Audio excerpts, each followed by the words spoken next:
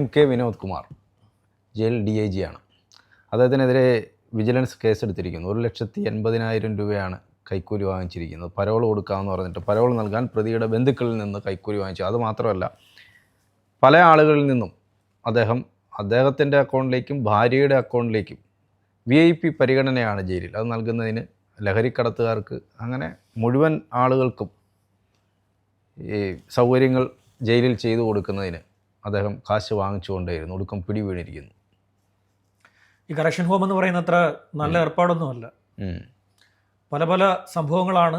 ഇതുവരെ പൊതുസമൂഹം അറിയാത്ത ഒരുപാട് കഥകൾ നമ്മുടെ ഈ ജയിലുകളുമായി കേന്ദ്രീകരിച്ചുകൊണ്ട്, മുൻപ് ഞാൻ ഈ വാക്വിശ്യാം എന്ന് പറയുന്ന എൻ്റെ ചാനലിൽ ഇതിനെക്കുറിച്ചൊരു കഥ പറഞ്ഞിട്ടുണ്ടായിരുന്നു. അതായത് നമ്മുടെ ജയിലുകളിൽ, അതായത് പ്രത്യേകിച്ചും വനിതാ ജയിലുകളിൽ തടവുകാരായിട്ടുള്ള കുറ്റവാളികൾ, ഈ പറയുന്ന പോലെ കുറ്റാരോപിതരും കുറ്റവാളികളും, ശിക്ഷിക്കപ്പെട്ടവരും വിചാരണ നേരിടുന്നവരുമായിട്ടുള്ള സ്ത്രീകളെ പുറത്തിറക്കാൻ വേണ്ടി വലിയൊരു സംഘം ഇവിടെ പുറത്തുണ്ട്. ഇതൊരു യാഥാർത്ഥ്യമാണ്, റിയാലിറ്റിയാണ്. ഞാൻ വെറുതെ കള്ളത്തരം പറയുന്നതല്ല. ഇതൊരു നേരത്തെ തന്നെ ഇതുമായി ബന്ധപ്പെട്ട റിപ്പോർട്ടുകളൊക്കെ തന്നെ നേരത്തെ വന്നിട്ടുള്ള സംഭവങ്ങളാണ്. ഇത് ഇന്റലിജൻസിന്റെ ഒക്കെ പലതരത്തിലുള്ള വിവരങ്ങൾ വന്നിരുന്നു. വലിയ വലിയ സംഘങ്ങൾ വന്നു, തമിഴ്നാട്ടിൽ നിന്നൊക്കെ സംഘങ്ങൾ വന്ന് ഇത്തരം സ്ത്രീകളെ പുറത്തിറക്കി കൊണ്ടുപോകുന്നു.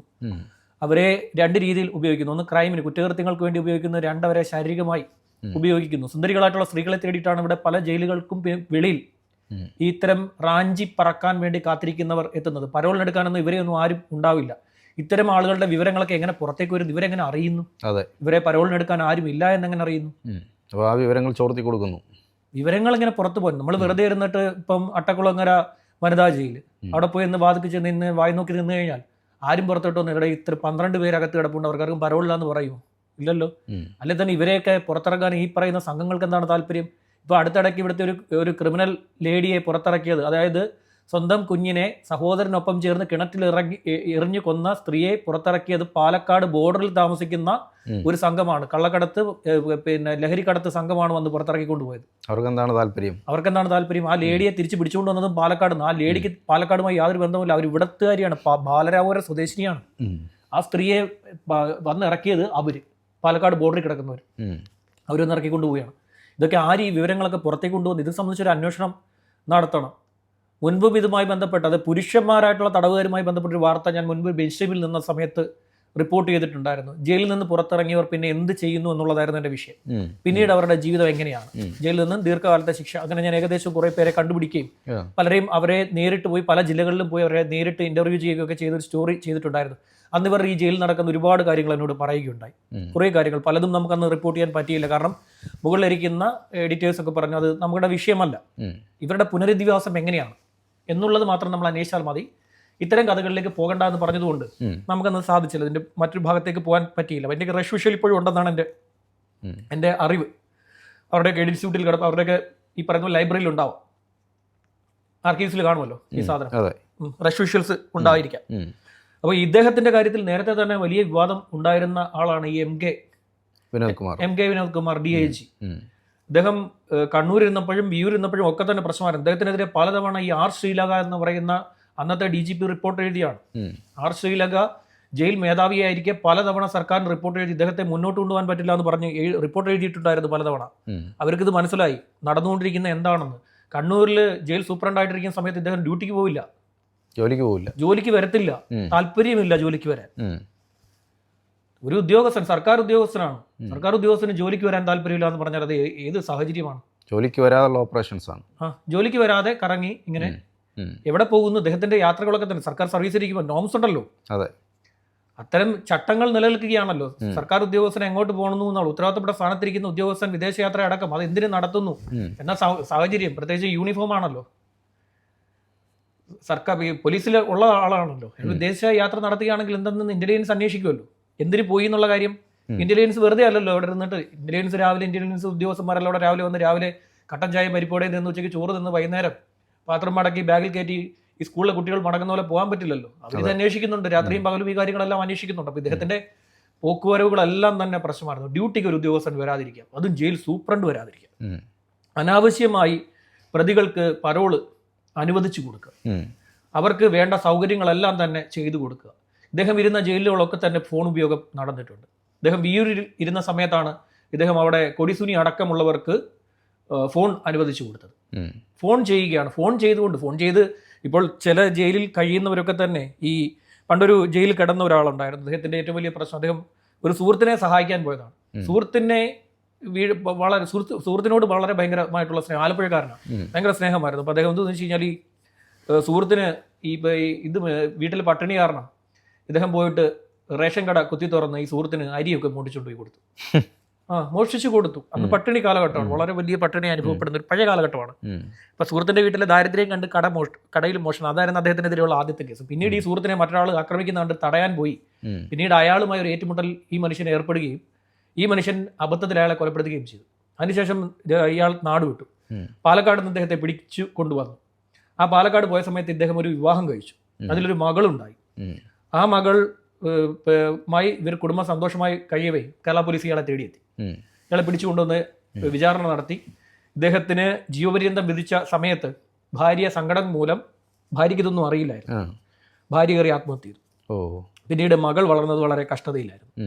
അങ്ങനെ മകൾ വളർന്ന കഷ്ടതയിലായതുകൊണ്ട് മകളെ കാണാൻ വേണ്ടി മാത്രം ഈ മനുഷ്യൻ ജയിലുകൾ ചാടി തുടങ്ങി. ഏത് ജയിൽ കൊണ്ടുപോയാലും ഇദ്ദേഹം ചാടിപ്പോവും. കേരളത്തിൽ എനിക്ക് ഏറ്റവും കൂടുതൽ ജയിൽ ചാടിയ ഒരാളാണ് ഈ മനുഷ്യൻ. അങ്ങനെയുള്ള മനുഷ്യരെ പോലല്ല. തന്റെ മകൾക്ക് എന്ത് സംഭവിച്ചു, അവൾ സുരക്ഷിതയാണോ എന്ന് അറിയാൻ വേണ്ടിയാണ് ഇദ്ദേഹം ഓരോ തവണയും ജയിലിൽ ചാടുന്നത്. അങ്ങനെയല്ല ഇവന്മാർ ചെയ്തത്. ഇവന്മാർ അവിടെ ഇരുന്നിട്ട് ഫോൺ ചെയ്യുന്നത് എന്തിനു വേണ്ടിയിട്ടാണ്? ഇതുപോലെ മകളും മകനെയും അല്ലെ കുടുംബത്തെ അന്വേഷിക്കാനല്ല. ഇവർ ചെയ്യുന്ന പരിപാടി കൊച്ചിയിലെ കൊട്ടേഷൻ മൊത്തം ജയിലിൽ നിന്ന് നിയന്ത്രിച്ചു. ഇത് ഇന്റലിജൻസ് വഴി റിപ്പോർട്ട് DGPക്ക് ലഭിച്ചു. DGP അന്വേഷിച്ചപ്പോൾ DGP പറഞ്ഞു എന്റെ ഫോൺ പിടിക്കാൻ പറഞ്ഞു, ഇവരുടെ ഫോൺ പിടിക്കാൻ, ഇവനെന്ന് പറഞ്ഞു, ക്ഷമിക്കണം, സുനിയുടെ ഫോൺ പിടിക്കാൻ പറഞ്ഞു. ഉടനടി ഫോൺ പിടിക്കണം, ഫോൺ കൊണ്ടുവരാൻ പറഞ്ഞു. ഫോൺ ഇദ്ദേഹം ഇടപെട്ടുകൊണ്ട് ഈ ഫോൺ അങ്ങ് മുക്കി. അന്ന് ഈ ഫോൺ പുറത്തു വന്നിരുന്നെങ്കിൽ കൊടിസുനി ആരെയൊക്കെ ജയിലിലിരുന്ന് വിളിക്കുന്നുണ്ട് എന്ന് കണ്ടെത്താൻ സാധിക്കുമായിരുന്നു. അത് നടന്നില്ല. ഫോൺ ഇദ്ദേഹം ഇടപെട്ട് മുക്കിക്കളഞ്ഞു. റിപ്പോർട്ടാണ്. ജോലിക്ക് വരാത്തതിന് ഇദ്ദേഹത്തെ സസ്പെൻഡ് ചെയ്തു. വിയൂരിൽ ഈ TP വധക്കേസിലെ പ്രതികൾക്ക് അനാവശ്യമായ സൗകര്യങ്ങളൊക്കെ ഒരുക്കി കൊടുത്തതിന്റെ അടിസ്ഥാനത്തിൽ രണ്ടാമത്തെ സസ്പെൻഷൻ. മൂന്നാമത് 2 തവണ നടപടി നേരിട്ട് PR ഓപ്പൺ ആയിരിക്കുന്നത്. പണിഷ്മെന്റ് റൂൾ എന്ന് പറയും. പോലീസിൽ ഒരു സാധനമാണ് പണിഷ്മെന്റ് റൂൾ എന്ന് പറയുന്ന സാധനമുണ്ട്. പണിഷ്മെന്റ് പല PRകൾ ഓപ്പണായി കിടക്കവേ ഇദ്ദേഹത്തിന് DIG ആയിട്ട് 1ാം പിണറായി സർക്കാർ സ്ഥാനക്കയറ്റം കൊടുത്തു. ജയിൽ DIG എന്ന് പറയുന്നത് പോലീസിലെ ലോ ആൻഡ് ഓർഡറിലെ എന്താ പറയാ ഹയറാർക്കി അല്ല. ലോ ആൻഡ് ഓർഡർ ഹയറാർക്കി നോക്കുമ്പോൾ DGP ADGP ഇങ്ങനെ താഴോട്ട് വരും. IG DIG ഇങ്ങനെ താഴോട്ട് പോകും. പക്ഷേ ജയിൽ നോക്കുമ്പോൾ ജയിലിന്റെ മേധാവി എന്ന് പറയുന്നത് ADGP ആണ്. ADGPയുടെ നേരെ താഴെ DIG ആണ്. അവിടെ IG ഇല്ല. IG റോൾ ഇല്ല. IG റോൾ എന്ന് പറഞ്ഞാൽ IG വെക്കാം, പക്ഷെ IG വെക്കാറില്ല. കാര്യം ജയിൽ കൈകാര്യം ചെയ്യാൻ ഈ 2 ഉദ്യോഗസ്ഥർ ആവശ്യമുള്ളൂ. അപ്പൊ സംസ്ഥാനത്തെ മുഴുവൻ ജയിലുകളെയും നിയന്ത്രിക്കുന്നത് ഈ ADGPയും ADGPയുടെ താഴെ ഇരിക്കുന്ന DIGയുമാണ്. ഫലത്തിൽ ഇദ്ദേഹമാണ് ജയിൽ ഭരിച്ചിരുന്നത്. ADGP എന്ന് പറയുന്ന ഉദ്യോഗസ്ഥന് വേറെയും റോളുകൾ ഉള്ളതുകൊണ്ടും ഇദ്ദേഹത്തിന് പൂർണ്ണമായും ജയിലിന്റെ ചുമതല മാത്രമേ ഉള്ളൂ എന്നുള്ളത് കൊണ്ടും ഇദ്ദേഹത്തിന് ജയിൽ മാത്രം ഭരിച്ചാൽ മതി. ADGPക്ക് വേറെയും ഇപ്പം നമുക്ക് ശ്രദ്ധിക്കുകയാണെങ്കിൽ ചിലർക്ക് ഈ പറയുന്ന പോലെ ലോ ആൻഡ് ഓർഡറിൽ ഒരു ക്രൈംബ്രാഞ്ചിൽ ചാർജ് ഉണ്ടായിരിക്കും.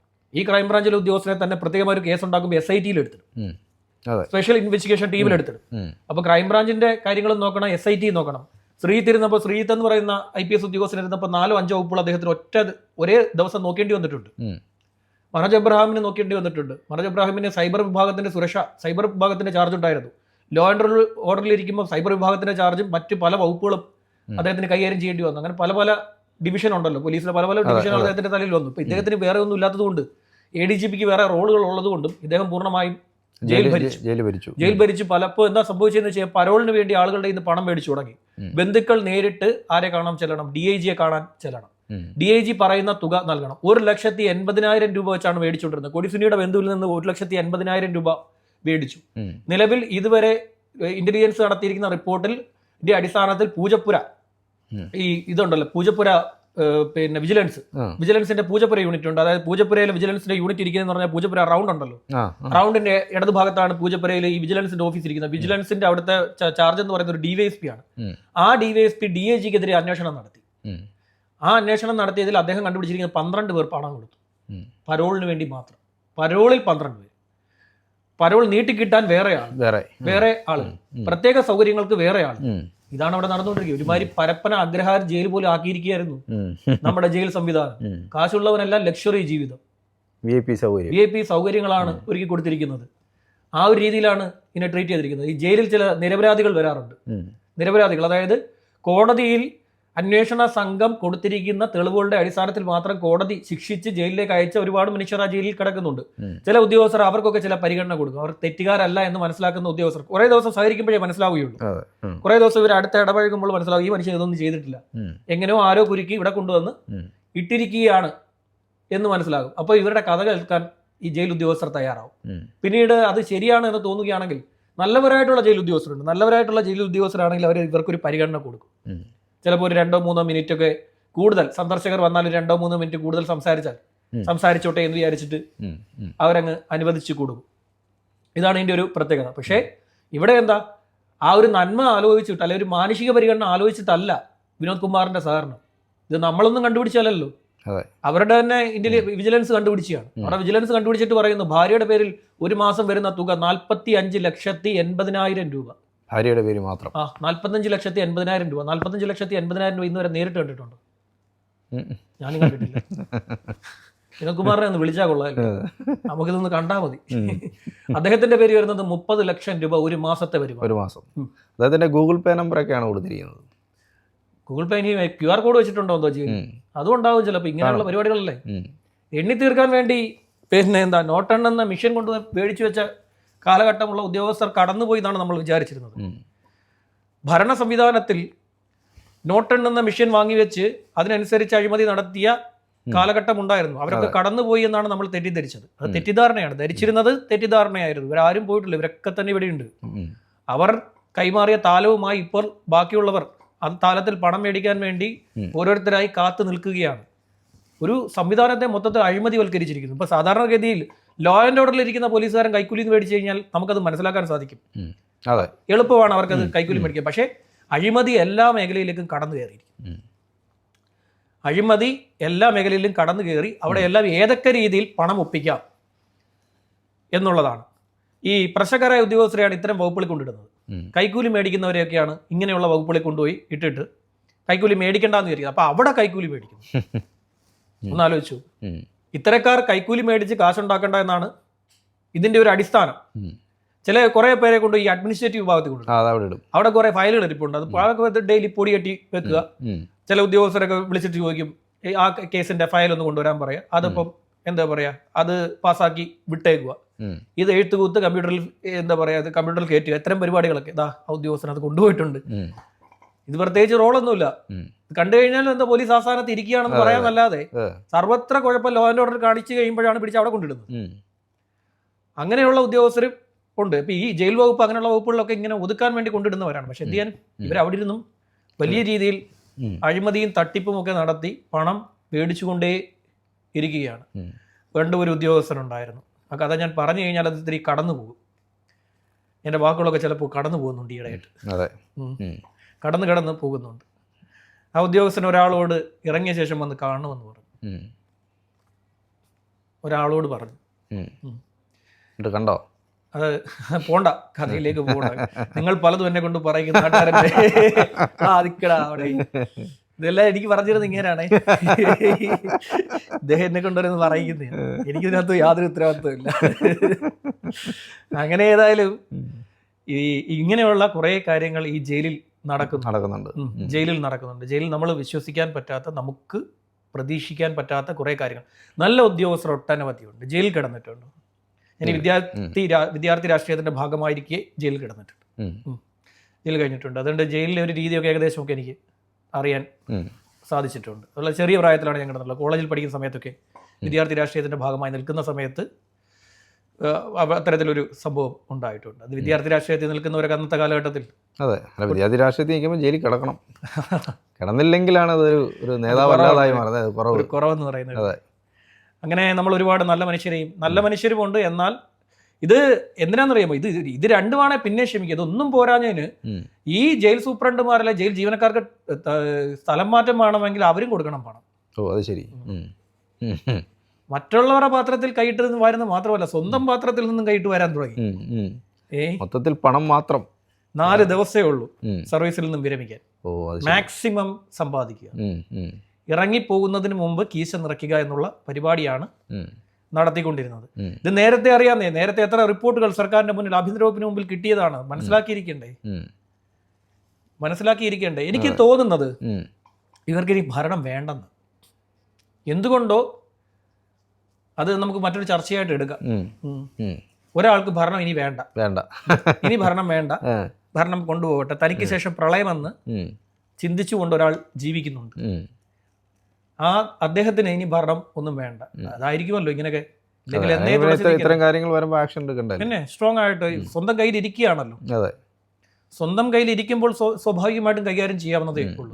വി എസിനെ സംബന്ധിച്ചിടത്തോളം വി എസിന്റെ കയ്യിൽ ആഭ്യന്തര വകുപ്പ് ഇല്ലായിരുന്നു. അദ്ദേഹത്തിന് ഇടപെടുന്നതിൽ ലിമിറ്റേഷൻ ഉണ്ടായിരുന്നു. എന്നിട്ടും കുറെയൊക്കെ വി എസ് ചെയ്തു വെച്ചു, ചെയ്യാതിരുന്നില്ല.